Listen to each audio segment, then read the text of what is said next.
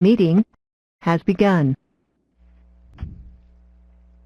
Good afternoon, everybody, and welcome to the NWACUHO First Friday webinar for October. My name is Alex Maytash, and I am the current chair for the Professional Development Committee here with NWACUHO. Last month, we opened the program proposal process for the 2017 annual conference and announced the return of topical tracks to the programming curriculum. While there are a number of tracks to choose from, we have recommended choosing a primary topic for your presentation that is based on the NWACUHO core competencies and body of knowledge. With me today is one of the editors of that publication and the presenter for today's webinar. It is my pleasure to introduce Dr. Pamela Schreiber, the Assistant Vice President and Executive Director for Housing and Food Services at the University of Washington in Seattle. Pam, thank you for joining us today to tell us about your presentation practices for improving learning during conference presentations. Thanks, Alex, and hello to everybody who's listening in today. It's really a pleasure to be spending this time with you and to be talking about this topic, something pretty near and dear to me. And before we move on, I also want to thank Brian Carrick, a member of my team who's here with me today providing on-site support and making sure that, that I get it right. So appreciate both Alex, Brian, as well as the association for sponsoring this webinar. So want to get started today, and the first thing I want to do is give you a little bit of information about my background. I've been in the field for a while, so I'm going to spare you the whole rundown, but I wanted to highlight three things that I think are relevant to what we're going to talk about today. So the first thing I wanted to share with you is that I was fortunate enough to do my doctoral work at the University of Georgia in adult education. And I always enjoy sharing with people about this experience because you know, there are a lot of potential degree options, but adult ed is certainly one that I would recommend and propose. And what I was able to do in this program is to continue my study of human development theory, you know, certainly the thing I focused on in my master's program, but to continue that and look at the whole concept of lifelong development and the role of learning in that process. The one other experience that I wanted to highlight today that I think is relevant is at one point in my career, I worked at a small private institution. Interestingly, it was non-residential. It catered to what we would characteristically identify as adult students. And so as a part of that, of being at that institution, I developed and facilitated a graduate course for the professors of that college. And the idea was that this course would get them to think about how do they develop curriculum in their discipline in a way that supports adult learning. And so by having to create that class, I obviously had to really come to understand, not only from a content point of view, you know, what was important for these individuals to know, but I wanted the class itself to be a learning experience. So I challenged myself as the instructor to model, in terms of how I was delivering that course, the way that these professors might deliver their courses. So that was a very impactful experience. And then finally, I would just say that you know, all learning experiences are not created equal. And what I mean by that is I've done a number of conference sessions, I've done a number of training programs, etc. And every one of them presents certain challenges and constraints as far as how to facilitate learning. So one of the things we're going to talk about today are how you might be able to increase the likelihood of learning of your conference session, knowing that you're going to have certain constraints and you cannot do all that is possible in every learning experience.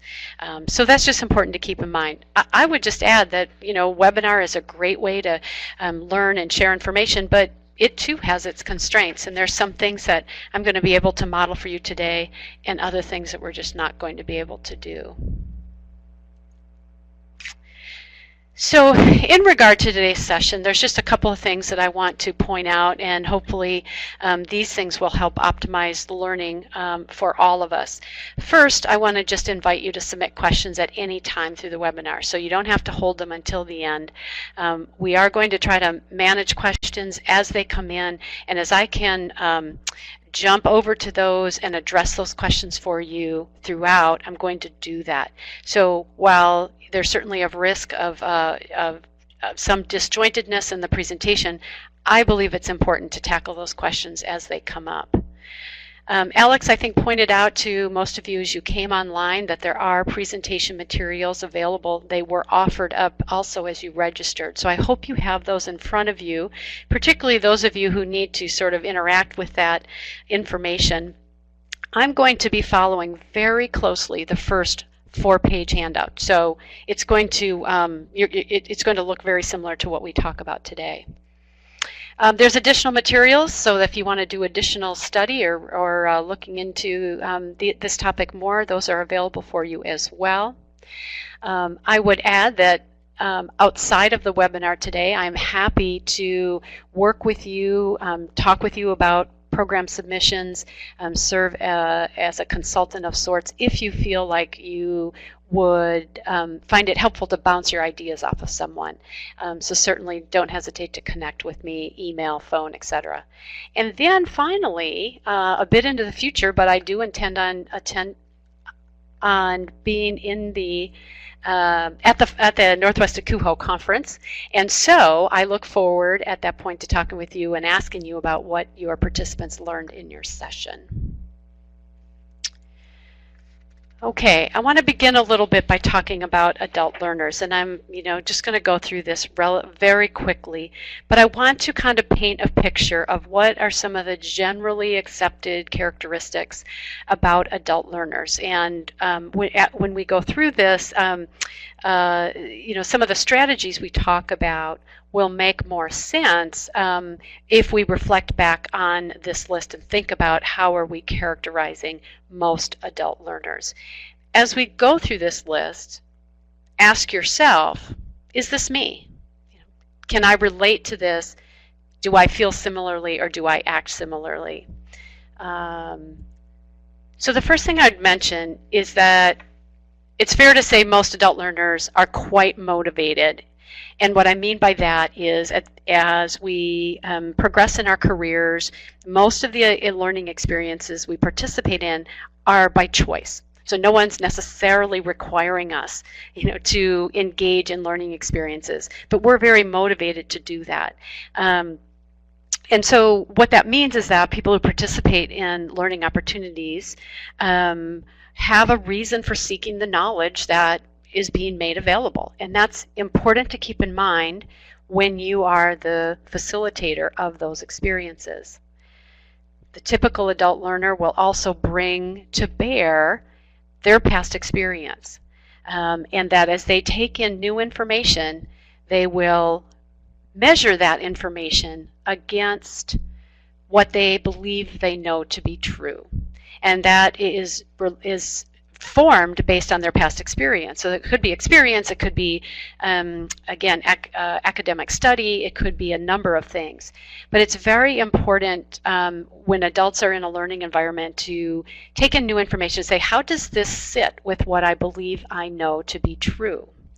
When the information seems to conform or be consistent with what they believe they know to be true, that new information is brought in and it accompanies and informs what they already know. When that new information might conflict or be in contrast with what the adult learner believes they know to be true, then the learner goes through this process of reframing. And so if the information that they're bringing in, it conflicts with what they believe to be, what they believe they already know, they will scrutinize that information and they will want to know about validity and legitimacy of that information. And if they come to accept that information as correct, then they will reframe their thinking, incorporating that new information and accepting it now as the new truth. Adult learners, and generally speaking, are going to be really eager to understand the relevancy of what is being offered to them in a learning environment. It goes hand in hand with this idea of motivation, right? What adult learners, when adult learners are in learning experiences or learning opportunities, they have to see some value or some relevance to what is being provided them. We often say in the adult ed world that one of the challenges with adult learners is that if they're not satisfied, they vote with their feet, and they will go elsewhere and find what they believe to be useful or relevant. So, that certainly is true for our conference situation. I mean, people go through the program and they select programs based on what they believe is going to be most helpful or relevant to what it is they're trying to accomplish. Generally speaking, adult learners are very self-directed, and they, again, tied to the motivation issue. They like to guide their own learning. They like to have an element of control in their own learning. And so, as we'll talk about in a few minutes, when you think about designing learning opportunities, you really have to provide learners the opportunity to take some level of control of how they are going to manage that learning experience. And then finally, it's very important for adult learners to test out new ideas or try things on for size. And this comes part and parcel with the reframing process. But if an adult learner is put in a situation where there's simply an information dump and then it's over, it can be difficult for them to see relevancy and to understand this as a true learning or developmental opportunity. So again, we're going to talk about ways in which you can allow your learners to test out the ideas or the new information that you may be sharing with them. So as I mentioned, hopefully as we've gone through this list, I hope you have kind of remembered that question, is this me? Does this represent me? Can you relate to some items on the list? So that's a really quick, down and dirty review of what 4 years of graduate school will give you. So I want to talk now about some just important things to keep in mind. I'm going to share with you some specific strategies for increasing the likelihood of learning. What I have here on the slide is, if you do nothing else, try to avoid these 5 things. Okay, so I'm going to walk you through them, and with the idea that by simply avoiding these 5 things, you will increase the likelihood of learning at your conference session. So the first thing is to avoid, and that is using only one delivery method or one learning tool. Now this one is really, really easy to avoid. Just in this webinar today, you are seeing some information visually. You are hearing information. If you are using the handouts, you have both a visual presentation of this information and more detail. But for some of us, the simple act of picking up that handout or being able to write on that handout gives us this opportunity to interact with the material. So while I'm suggesting to avoid this idea of only one delivery method, it's pretty easy to do. And so just give that some consideration. One of the things that, and actually Brian and I joked about this a little bit earlier as we were getting set up, I really struggle with PowerPoint sometimes, and I'll tell you why. It's an effective tool. We're using it today. And it has really changed, the ability to present information and materials, and certainly in an environment like this. It certainly enhances the presentation today as compared to if you were simply hearing my voice only. Too often, however, I feel that presenters rely on PowerPoint to drive their program, that it's all about the PowerPoint, and that other ways of delivering information are not included, or they're not sort of given the nod. I was in a session one time with a presenter, and we were having the participants and the presenter, we were having a really great conversation, and the presenter just cut everybody off and said, "We have to stop this discussion because I have 6 more slides." And I thought, wow, If what you're trying to do is encourage learning, allow the group to direct this conversation, because obviously this is what is most important to the people who are here.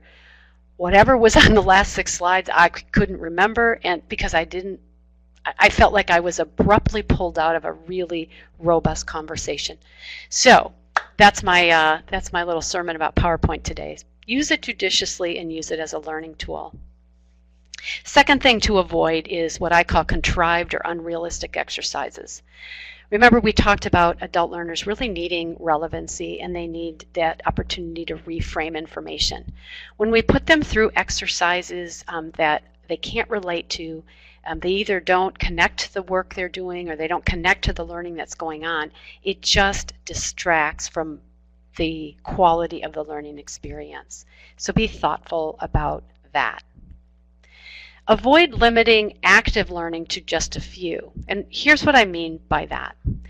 There are times when we're trying to demonstrate or teach a particular skill or a process, and we want someone to demonstrate that. You might have 2 people come to the front of the room and role play a particular situation.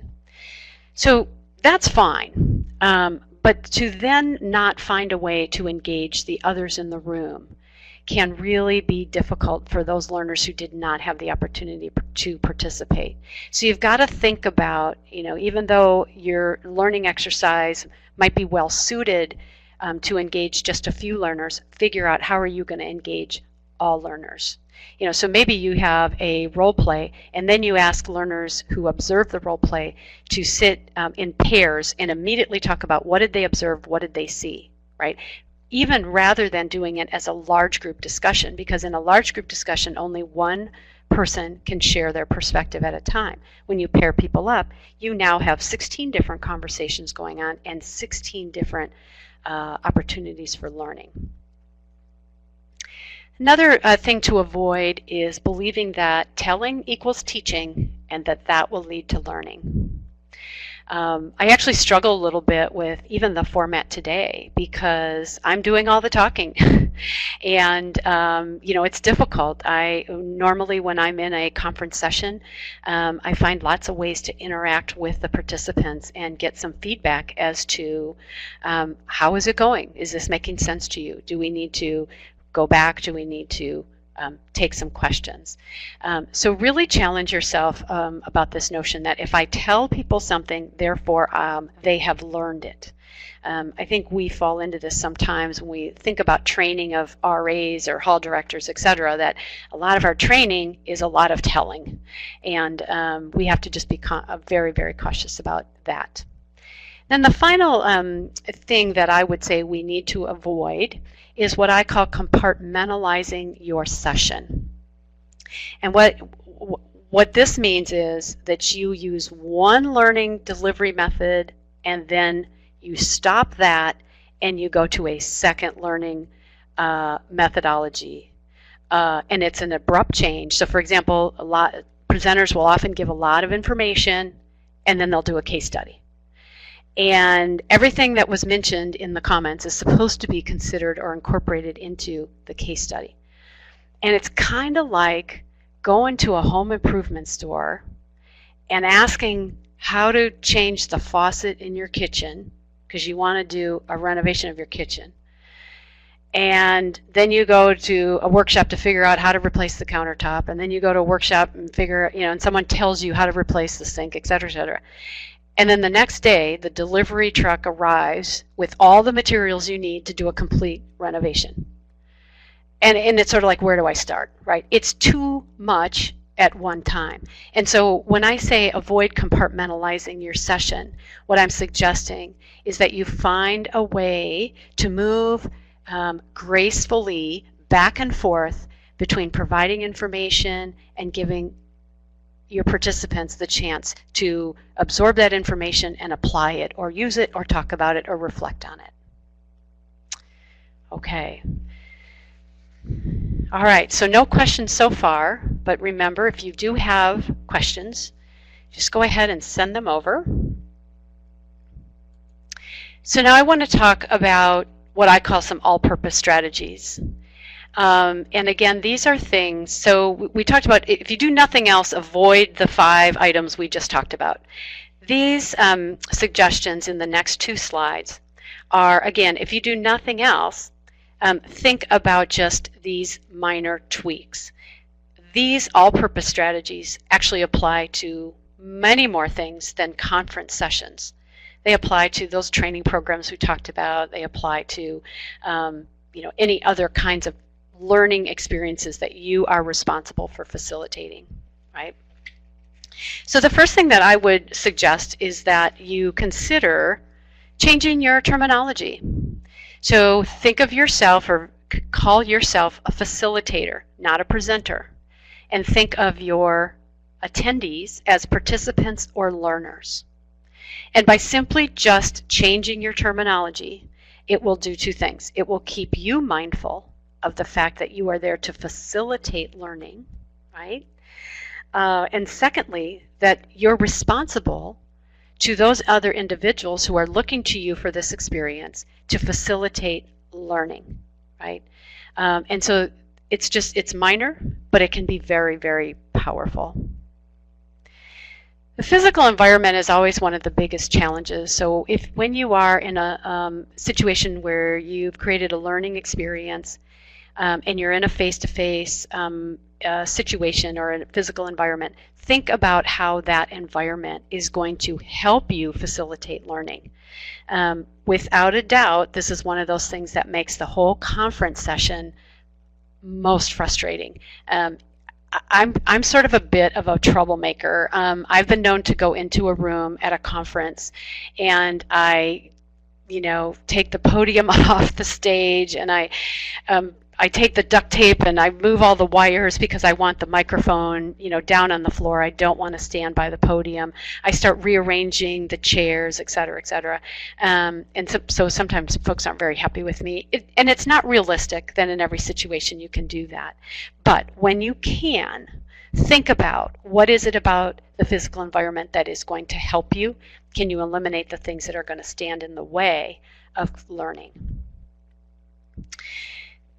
The next item is really an interesting a concept called use the wisdom in the room. And what I'm saying there is that when you engage with adult learners, as I mentioned, they bring their past experience to the table. They have a lot to offer. And as a facilitator, one of the best ways for you to facilitate learning is to help those adult learners make sense of what you are sharing with them by calling upon their past experience. Oftentimes, individuals in the room have a lot to add, and they can actually contribute to the quality of the learning experience. It's difficult to know, particularly in a conference situation, who's going to come to your session. So it's hard to know, well, what wisdom is in the room. When I have the opportunity, I typically start sessions or training programs by asking people about themselves, right?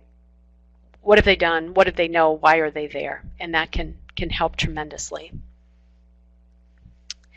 So the question came in, it said, can you talk about successful ways to build introductions of participants into a session? Icebreakers don't seem relevant. I totally agree. And I would use introductions to do exactly what I just mentioned, and that is to find out what is it that people are bringing to the learning activity. And so what you might do as part of introductions is to ask people to just say their name and maybe where they work, and then to answer a key question, and that key question may be something like, why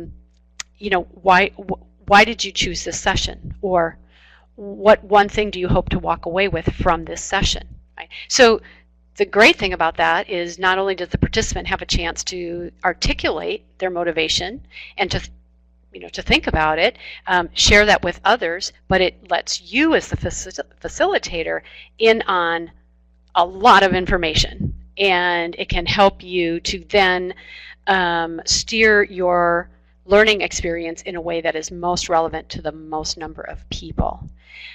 So that would be one thing that I would say. The other thing that I will often do at the start of a conference session is, as people are coming into the room, I go meet them. I go shake their hand. I say, hi, I'm Pam. Who are you? Where are you from? And so it's one way for me to make a connection with that particular participant. And then I feel like our connection through the whole session is just that much stronger. So back to our list, I want to talk a little bit about sharing power, and it really is in line with recognizing the wisdom that's in the room. Sharing power with your learners is important. Again, adults have, they're there, they're motivated to be there. They've recognized that you have something to offer them, but in order for it to be most effective, it needs to be an interaction and a transaction. And so when I say share the power, there's things that you can do, like meeting your participants as they walk in the room and kind of breaking down that barrier. I like to, if I have to stand in front of the room, I will walk kind of up and down the aisle and around rather than staying at the front of the room. In an ideal situation, I like to rearrange the furniture so everyone is facing one another in sort of a round table kind of situation, and I am at the table as well. And I think that really reinforces that while I'm here to facilitate, I acknowledge and know that I'm not the only one in the room that has something to share. And then finally, I think in terms of your view of learning and learners, keep in mind that the mission here is learning, it's not performing. And that's one of the reasons I like to use the word facilitator and not presenter. There's a saying in the adult education world, be a guide on the side, not a sage on the stage. And again, that comment reminds me I'm not the actor, the performer who's putting on a show. I am there for another reason, and that's learning. Okay, another set of all-purpose strategies that pertain to the delivery method. And we talked a little bit about this earlier. So I'm going to go through this fairly quickly. But one of the things you want to do is align motivation with delivery. So again, if there's a way for you to understand why your learners are there, maybe to solve a particular problem, maybe to have a conversation about a particular issue, then try to share the information that you have ready to go in a delivery method that fits that motivation. So if people are there to compare notes, to talk and problem solve, let them talk. Sort of back to my story about the PowerPoint. Using the power of reflection, I just really can't stress that enough. And that is a really, really simple delivery method to use. At different points in your session, you can stop for just 30 seconds and ask people to simply write down the first 3 things that come to mind as you think about what we have just discussed. What reflection does is it helps to cement thoughts and learning as it is in action. Now, that's not to say that people don't have a right to change their mind later on in the session, but by capturing what they think right now, it helps them with that reframing process and with appreciating the relevancy of what's going on. Inviting questions now and then, and what I mean by that is not infrequently, but now and later. Presenters will sometimes say, hold your questions to the end, and it's crazy. And here's the reason it's crazy. If a presenter says something that confuses me, and I think, I really need to get this cleared up. I don't understand what she said or what she meant. If I'm not able to clear up that confusion, whatever is done from that point forward is probably not going to be very productive for me because I'm stuck. It's like a computer that's hung up as it's trying to download something, and it can't go any further until the problem is cleared up. So invite questions now and then. I'll tell you that it can throw you off your outline, it can throw you off your timing. But if you really want to help learners, be willing to take questions. So just as another encouragement, don't hesitate to send me your questions. Making learning materials available, again, sometimes a presenter will say, well, I'll give you the materials after. And I think it's based on this 3rd grade model that if I give you something, you're going to pay more attention to the material than to me. But that's exactly what some learners need to do. They need to look at the handout. They need to have it in front of them. It actually makes the learning experience much better. The idea of catering to different learning styles is pretty basic and pretty important. Let me just say that you cannot cater to every learning style in every situation. Typically, the advice I give folks is look at your whole learning experience that you're putting out there for learners. At some point in that learning experience, are you catering to the various learning styles? And when I say learning styles, I'm specifically talking about those of us who are visual, those of us who are audio, those of us who are kinesthetic, meaning we need to kind of engage with or interact with, and then those of us who need to process information externally, those of us who need to process information internally. A question came in, how have you seen facilitators use social media successfully in sessions, such as Twitter? Do you see ways to balance focus with using multiple methods of sharing or questions? Yeah, this is a great question. I have not used social media a lot in sessions. I have certainly been a learner in sessions that do use it. And I think the key here is to use it to your advantage of your learners and to not make it so prevailing or pervasive that it is distracting. And I think that is one of the the biggest problems. I think because it's kind of a new thing, everyone assumes that it might be a lot of fun, to be tweeting during a particular session, but it can be extremely distracting. I think you have to be smart about when and why you are using that way of getting feedback. So I would say it's great. Just be thoughtful and understand why you're doing it. The last thing in regard to delivery methods is the notion of articulation. Asking learners what they think at any point in time is a very, very powerful way to cement learning. And when I say articulating, there's a lot of ways that you can articulate what you're thinking. You can write it down as if you're writing a journal. You can express it to a partner. You can do a Post-it note and put it up on a board. There's lots of different ways, but the idea of simply asking learners to articulate is very, very important. Okay, what I'd like to do now is I'd like to focus on specific session types. And these are generally speaking, but what I want you to think about is if you are developing a session for the conference, try to think about, well, what is my session? Which one of these am I kind of targeting? So I want to start with what I call a show and tell session. And this is probably the one that is most common at most of our conferences. We are there to share with colleagues and learners what we do with or about a certain situation. So this is how we incorporate technology into RA training, for example. And so what you're doing is you're showing and you're telling, and it's a here's how I do it, here's how we do it kind of situation. And I think one strategy for this kind of a session is to use storytelling, right?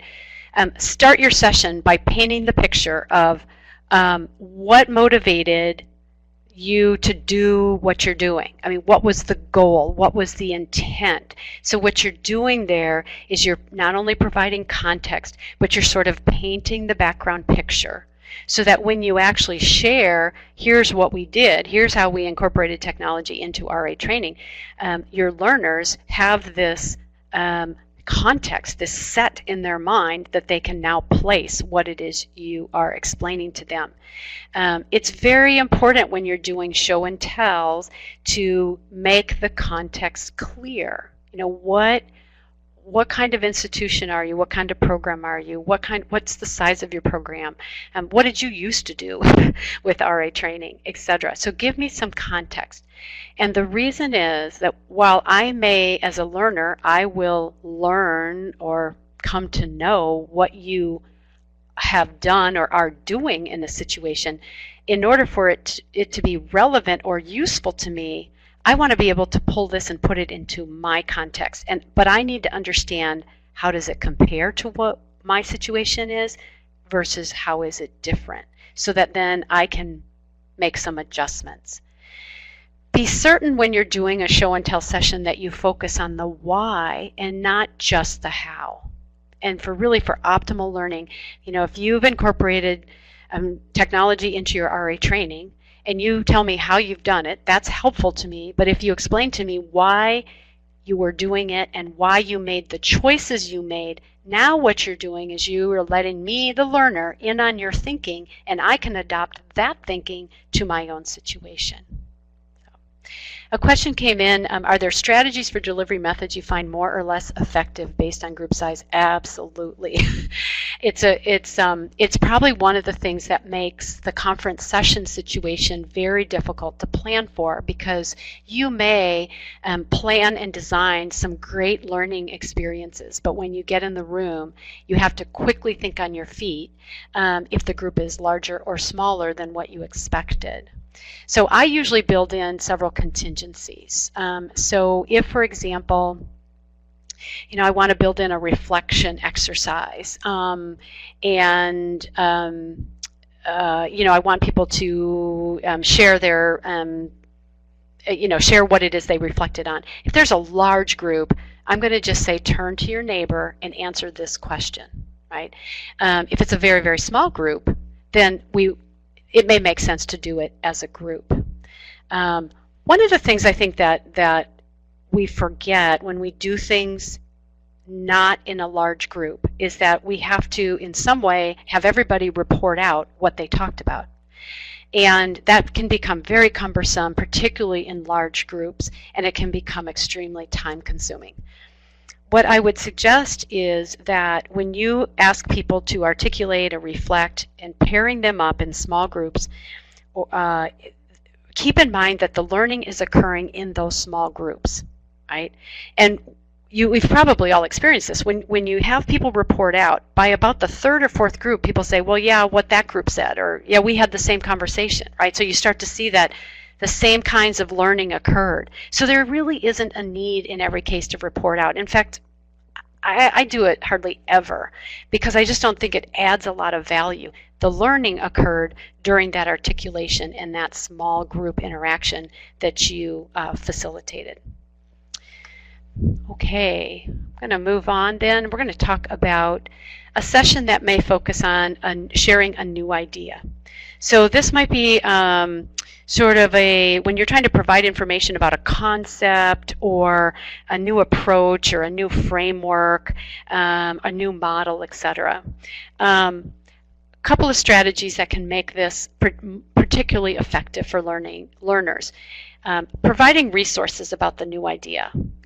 Where can people go and learn more about it? Where can they learn about other places or venues that this new idea has been applied, right?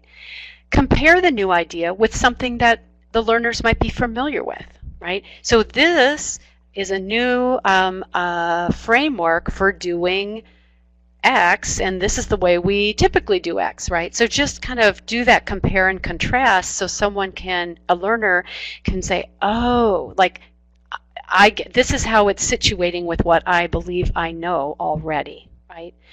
And then a third strategy is always provide a critique of the new idea, right? Share your perspective, but also share what others say. What do others say in criticism of the new idea? What do others say in support of the new idea?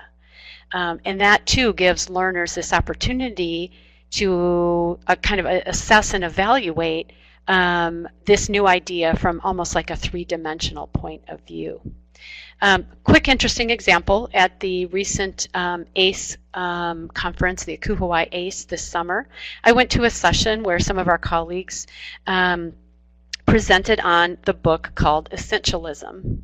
And this is it's an interesting book, and it's about how to focus your work on what is essential. I had not read the book when I went to the session, but it sounded intriguing.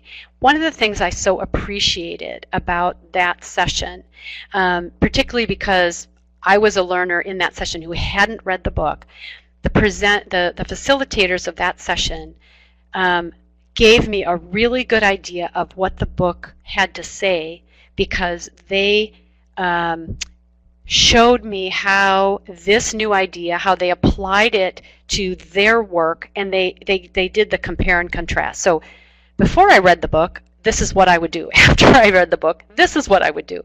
And so it was quite interesting and quite easy to understand the new idea, even though I hadn't read the book. I've since read it, by the way, and it's pretty interesting. Okay, if your session is more of an informational or an instructional kind of session, so maybe a how-to. This may be, how to use some feature in a data management system, right? So it's really important when you are demonstrating a how-to that you try to give your learners an opportunity to get their hands into it.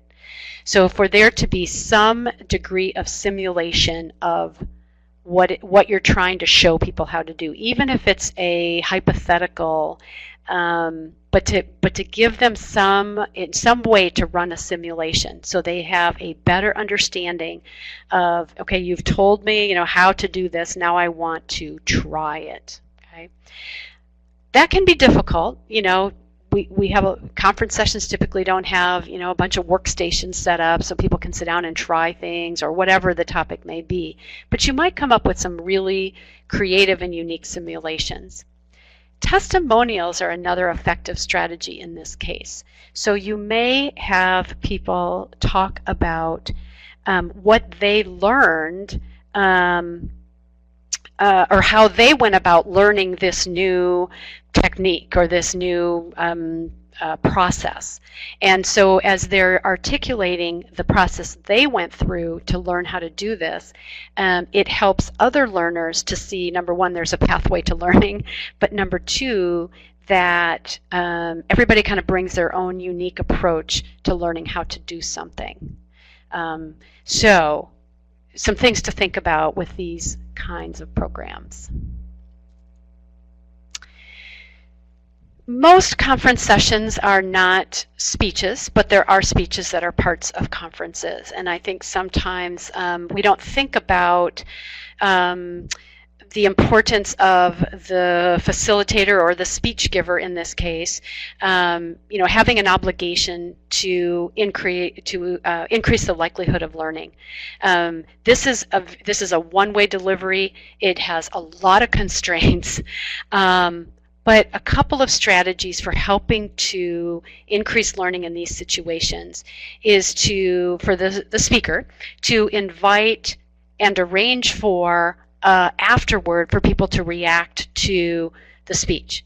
And it might be right after the speech is finished, or it might be at a separate session afterward, but at least doing something so that there's an opportunity for listeners in this case, with certainly and learners, to have a chance to process and react to the speech.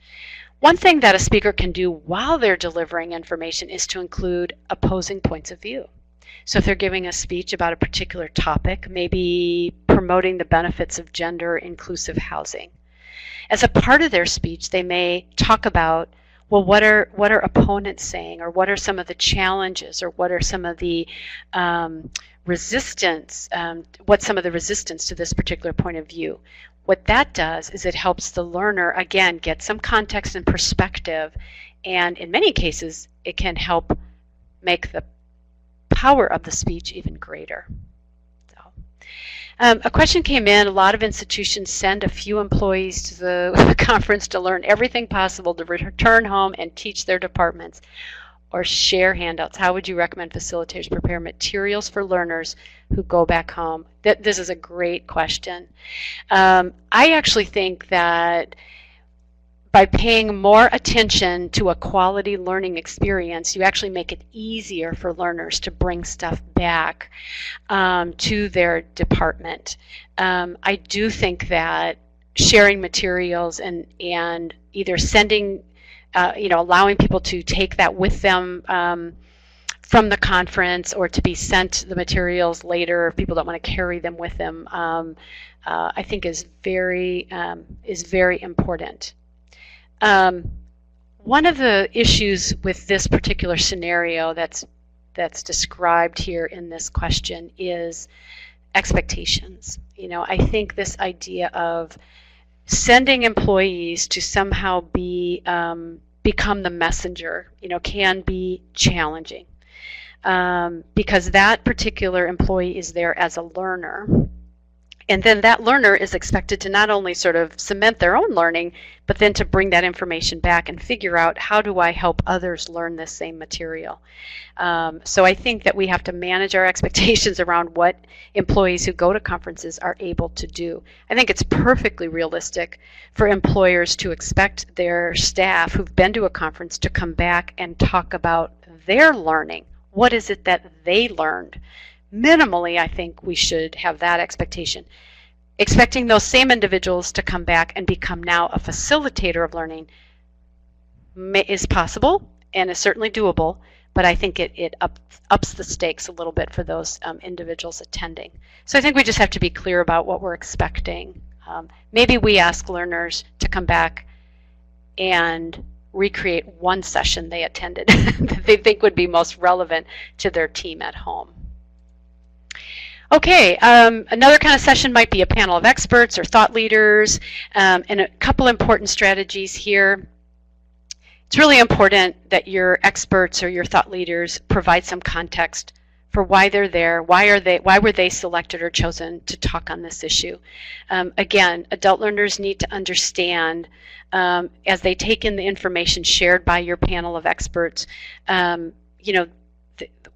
is this legitimate? Is this relevant? What does this mean as compared to what I believe I already know to be true? And when I have some context or background, it helps me to better assess that.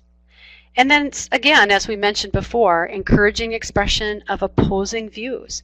Help me to situate these ideas and compare and contrast. There's this idea, and then here's what people on one side of it think about it, here's what people on the other side think about it. And to really, sort of explore the gamut of perspectives on a particular issue can make for a much higher quality learning experience for sure. All right, so a couple of things to keep in mind. Whatever type of session you're planning on doing, certainly practice your session and test out your learning outcomes. Make sure that what you promise learners is what they're going to receive. And when I say practice your session, I'm not talking about rehearse your session.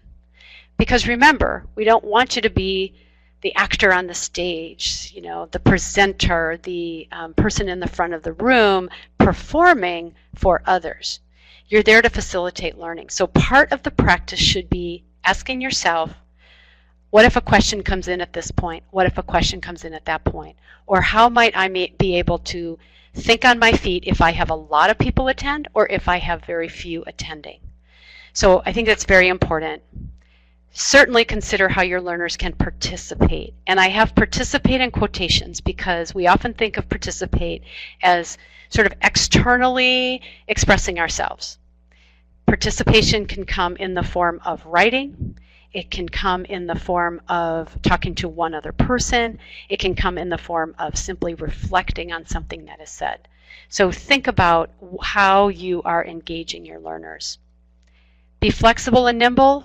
Sometimes when I plan sessions, I actually have 2-3 different pathways that I might go. Again, depending on those things that I can't know in advance, like how many people will be there. Carefully select your delivery tools. I would the advice I would give you on this is don't go overboard. Perhaps we've all been in sessions where someone is using a PowerPoint and it has so much animation in it.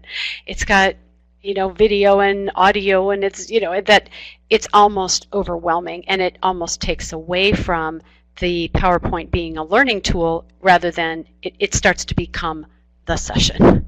So think about your delivery methods, be thoughtful, but you cannot include every delivery method, nor can you cater to every learning style in every section of your session. The typical conference setup does work against us in many ways. We talked about the furniture situation can be really, really difficult. We talked about the unpredictability of attendance. Typically they're 50 minutes long, can be challenging to do a lot of learning activities because they can be time consuming. My advice is to do some things, don't try to do it all, to increase the likelihood of learning. And then I'm going to wrap this here and then take another question. Well, let me take that question. It says, as a moderator, how do you manage the time within a panel to ensure not every panel member needs to respond to every question? Oh, you just need to tell them that. I think one of the best strategies is the moderator takes the question and then assigns it to somebody on the panel. And unless someone who's listening or observing the panel says, oh, I'd like to hear from Brian, his opinion on blank, as the moderator, I would simply say, okay, I'm going to direct that question to Alex, right? And then you keep it moving and you keep things interesting. Sometimes you'll get also the same question twice. It's just asked differently. And so this is where you have to think on your feet. Great question.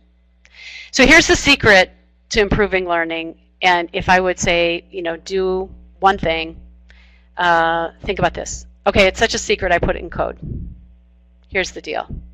Reflection questions are simple, yet very powerful.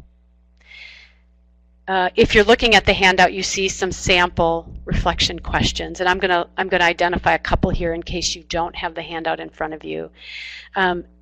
And I use this a lot, particularly when I'm sort of constrained by other things and am finding it very difficult to employ some of the other strategies we talked about. So here's something interesting, some reflection questions that you might use. On your own, please write notes on why you chose this program session, right? No sharing, no reporting out, just ask people to write it down. It's going to get them to focus on what's their motivation for being there, and then they're going to listen for things that help satisfy that motivation. Review the informational handout on your own and highlight items you find interesting. So what you're doing there is you're simply getting people to interact with the material in a tactile way. So very simple. And then finally, there's sort of one that I think a lot of people tend to use at the end of the program. Based on what was shared at the session, note 3 things that you learned or you realized or that you will do differently. And herein lies the power of articulation. When I write down what I learned, at that point in time, this is what I believe I learned, it becomes real. And so it's really quite simple. If you really do nothing else, think about some very key reflection questions. And again, you can give people 45 seconds to a minute, and you'll be amazed at how much thinking is going on, and you don't have to have people report out. Okay. I think Alex is going to ask for if we have any other questions. I do, before we sort of end, though, want to make sure I say thank you for being with me today. As I mentioned, this is something I really, really enjoy talking about. Every day I try to improve my ability as a facilitator in creating learning experiences. So I'm not there yet, but I certainly am committed to continuing to learn. And I hope you have great success with your session proposals. Thank you so much, Pam. And yes, if you do have additional questions, please feel free to write them in the chat box, and we'll get them so that Pam can answer those. And it looks like we do have at least one coming in. So here it is for you. Great. What's your fave method of conveying info when you present at a conference? Wow. I like to use a couple of different methods where we sort of bounce back and forth between what I call, mini lectures, and I mean that positively. A short sharing of information, and then sort of lobbying that back to learners and asking key questions or doing a learning exercise.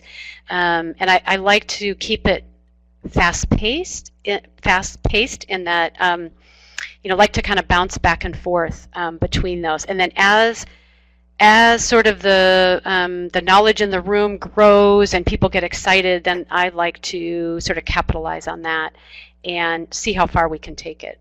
So I think that's kind of my ideal situation. I'm not sure if I really answered the question, but lots of good strategies, I think. Awesome. We have a few folks typing, and Pam, they say that you absolutely did, so that's excellent. Oh.